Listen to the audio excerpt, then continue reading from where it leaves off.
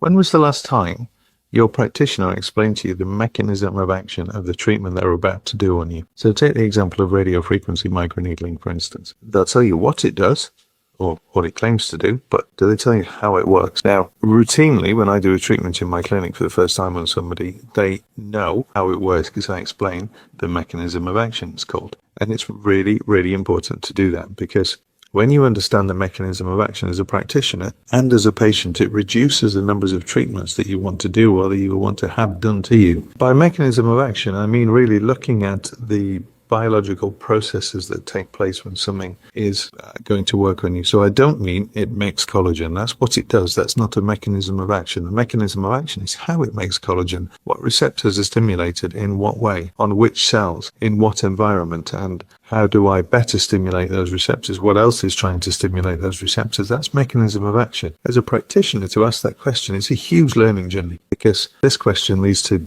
that answer, which leads to another question, and this pathway is linked, and there's so much learning that is necessary to understand that, but it makes you a master of what you do, or at least it puts you on top of your game. So understanding the mechanism of action leads inevitably to wanting to do less treatments on people, because once you start to ask how it works, you start to realize 95% of the things out there work through inflammation. Inflammation is not good for the skin. So understanding mechanism of action is much more important, I think, than understanding what something is claimed to do. Does it make collagen?